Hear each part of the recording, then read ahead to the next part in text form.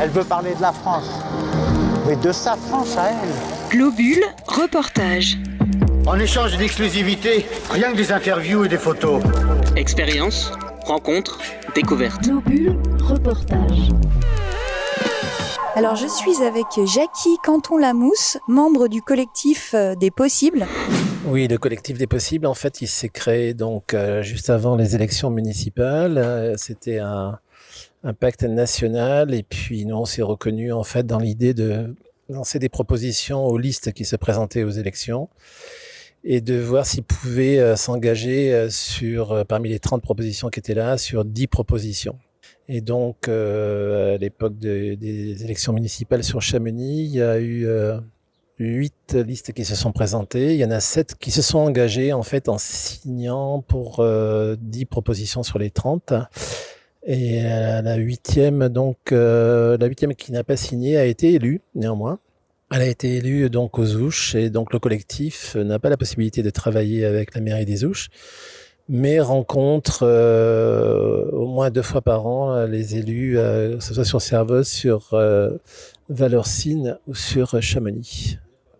Et donc, est-ce que concrètement, tu peux nous raconter peut-être l'un de ces engagements ? Parmi il y a de nombreux engagements, ils devaient choisir. Il y en a, on regarde donc, on a essayé de baliser un petit peu le parcours sur leur temps de pouvoir donc dans la vallée, sur leur mandat.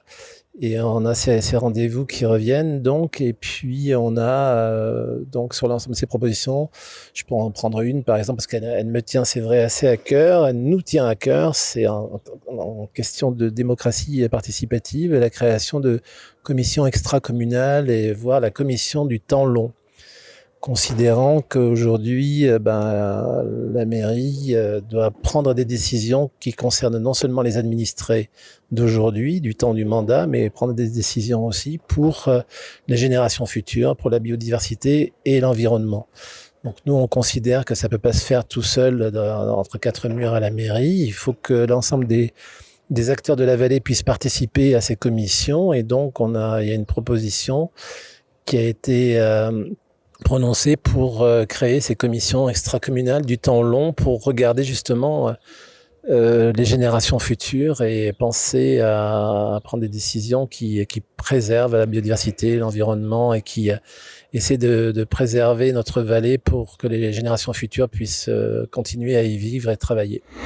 Oui, moi ce que j'entends en fait, c'est unir les forces en présence dans la vallée de Chamonix. Et justement à ce sujet-là, vous avez organisé, le collectif des Possibles, une réunion mensuelle autour de la thématique de fédérer. Fédérer, c'est un peu l'ADN de notre collectif. Donc, on avait proposé un premier événement il y a 3 ans qui s'appelait Le Temps des Possibles, où on a appelé en fait collectivités, citoyens, associations et acteurs économiques à présenter un projet qui aille dans le sens de la transition. Donc toujours en pensant à demain, aux générations futures. Et donc là, on a considéré que c'était un succès. Tout le monde a répondu, tous les corps étaient présents, aussi bien les collectivités que les citoyens ou associations et acteurs économiques. Et donc, il y a eu 34 événements sur 3 semaines qui ont été présentés.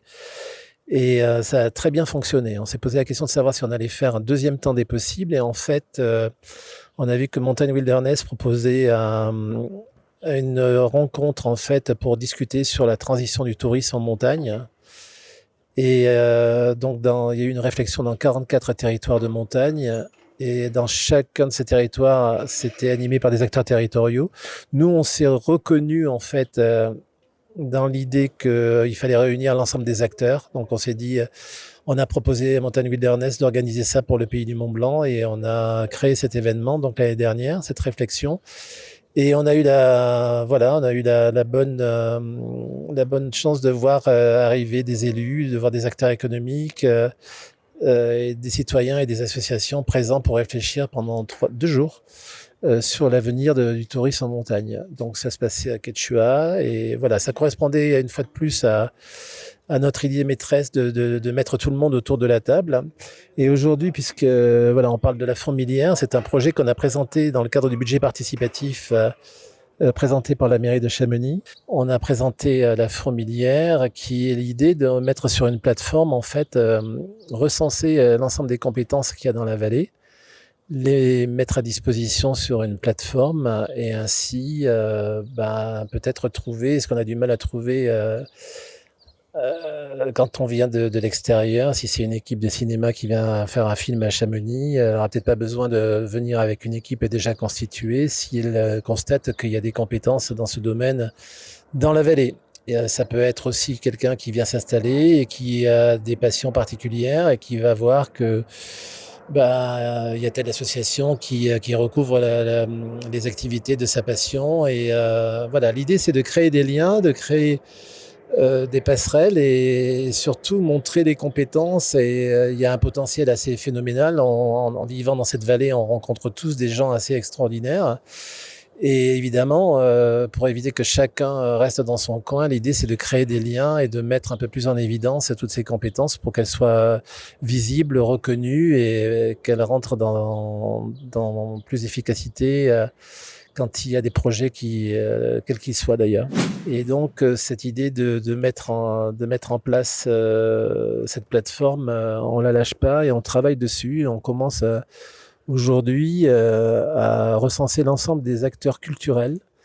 Et ça va des acteurs que peuvent être les musiciens, les danseurs, les gens du théâtre, des arts de la rue et autres, mais aussi peut-être des costumiers, des coiffeurs, de spectacles, des gens comme ça, pour montrer que voilà, il y a des gens qui sont peut-être cachés dans leur coin et sur qui il faut mettre la lumière.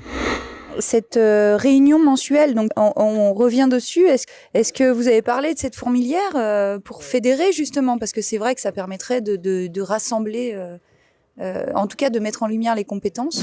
Oui, cette réunion donc qui était sur le thème de fédérer, évidemment, on a parlé du projet de la fourmilière. Et on a parlé de ce projet en fait de créer aussi un collectif d'associations.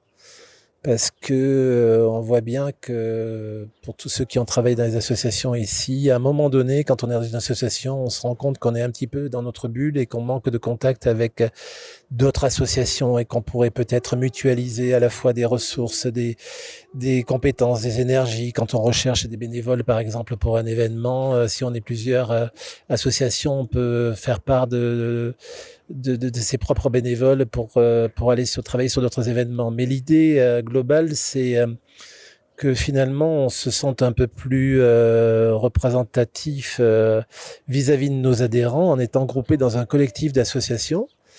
Et donc, si on a mutualisé nos ressources, si on mutualise nos énergies, ce qui peut se passer et qui peut être extraordinaire, c'est que de nouvelles idées, en fait, peuvent émerger de la rencontre de ces associations.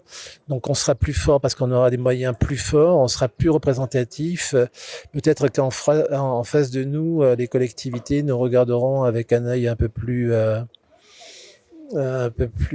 attentif, en tous les cas, et ça sera plus facile pour eux, peut-être aussi pour rencontrer les membres d'un collectif d'associations plutôt que de rencontrer telle ou telle association à chaque fois qui sera forcément moins représentative. Donc l'idée, c'est effectivement d'unir en fait nos forces et il faut voir que c'est l'addition de chaque unité en fait qui fait la force en fait d'un collectif. C'est pas simplement une addition d'individualité. C'est ce qui se passe un petit peu, c'est la mayonnaise qui va se passer au sein de ce collectif entre les associations qui peut émerger sur des choses assez extraordinaires. On en est persuadé en tous les cas au collectif. Si on est simple citoyen engagé ou association qui veut rejoindre ce collectif d'associations, comment on fait? On contacte qui? Le collectif des possibles, en fait, il veut pas s'approprier le projet de collectif d'association. En fait, le projet d'un collectif d'association, il faut qu'il naisse et qu'il mûrisse par les associations, avec des associations. Il faut qu'ensemble, on décide de la manière dont on va créer ce collectif, quelle forme de gouvernance on veut appliquer, quels sont les objectifs. Donc on peut discuter ensemble justement. Les objectifs, ça peut être c'est un sujet qui est très récurrent depuis de nombreuses années auprès de quelques associations. Mais l'idée, par exemple, d'une maison des associations, ça peut être un projet mené par ce collectif d'associations. L'idée, c'est qu'on arrive à travailler ensemble sur la création de ce collectif. Je répète encore une fois, c'est pas un collectif qui dépend du collectif des possibles, c'est un collectif d'associations qui peut se créer et s'autogérer.